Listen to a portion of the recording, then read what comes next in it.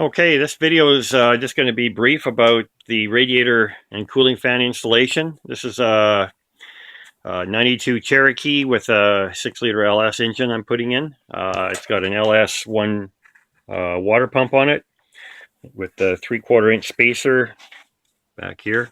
You can see it right there, where I got my temp sensor screwed in there.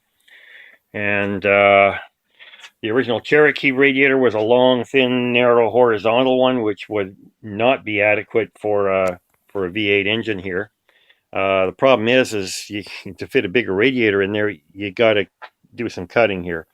So I figured out how much I needed here by the steering box, cut it back a little bit, cut it over here by the support for the bumper here, and that gave me a radiator from Summit. Here we go. I'll invert that number for you properly on the video. That's the part number for the Summit Rad. It's a nice fit. I've got it resting on a 1x2 channel in the bottom. The bottom edge is the same design as this. It's got a rail here. So a 1x2 channel fits in here perfect. I got some Proform adhesive back foam, 3/4 by 1/4. Put a strip down each side here, and that's what it's resting on. And then I put a couple of strips on each side here on the tanks, so that the tanks don't rub against anything. And it's tilted slightly forward now. The upper rad support will pull it back to about there.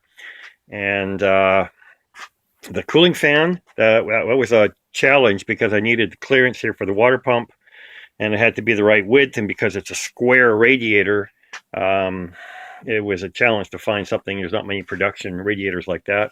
I also didn't want to put just the circular typical aftermarket fan on there because it only draws air just through that one circle, and it's also more like a donut shape because it doesn't draw air in the center where the motor is. It just draws from a ring around here, so that really reduces the efficiency through it. Also, the quality and the airflow is usually much better on production units that are designed for a vehicle. This is off a Ford Taurus, about 1992, 95 vintage with a V6 here. I don't even know how big that fan is, but whatever. It was slightly rectangular, and so I cut off about 3 inches off the bottom, and I modified it quite extensively. I can include some photos with some shots in there. It's a 2-speed fan. Right now, I've got it wired just on low speed, and I'm going to show you how much airflow there is. With my modification, I got it a little bit close to the fan here, and it actually rubs a little bit. I don't know if you can hear it on the video. I'll give it a little spin here.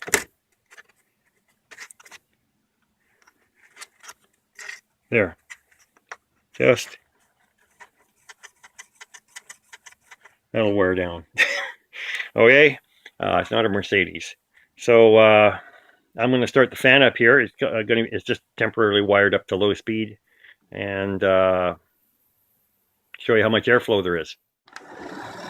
So the fan's running on low speed right now. There's good airflow. I can feel a real good draft over here. I don't think I'm actually going to need high speed.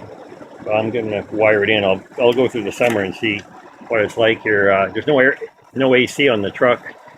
Temperatures here typically at the maximum we get about a week where it's maybe close to 100 Fahrenheit. But I mean, we've got lots of draft here on that fan. It's important that you use foam here. I got some more of that foam, 1/4 inch foam, that I've gone across the top here and sealed off other areas. And I'm quite happy with the installation. The upper rad support goes right across here. We just lay that down over there. And drop this down here.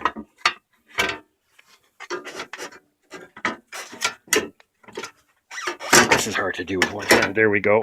Okay, it's in, and I've got lots of room here to put my hand between, or my fingers anyways, between the end of the water pump. I mean, there are slimmer water pump options. I went with this one. And so I still got lots of clearance there. Made a cutout for my radiator cap. I can get that off without too much problem. What I did for the top support here, it's important that the radiator can flex and move a little bit. So what I did, I used a similar technique here. I got a piece of 1x2 channel like I used on the bottom and a couple of bolts through, and that sits right in the space here. So that's essentially will allow the radiator to twist a little bit this way. You know, if there's any flexing in the frame, this is not going to be an off-road vehicle. There's no four-wheel drive in it.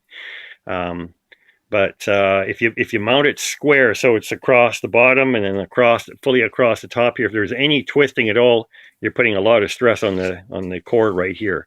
So this way here, it sits up in the middle, and if there's any twisting, the ends can move like that, and it pivots in the middle. So I figured that's going to be the best way here. Okay, so that's it. If you're doing a LS swap into a Cherokee, I hope this helps you out. Okay, thanks for watching. Don't forget to like and subscribe.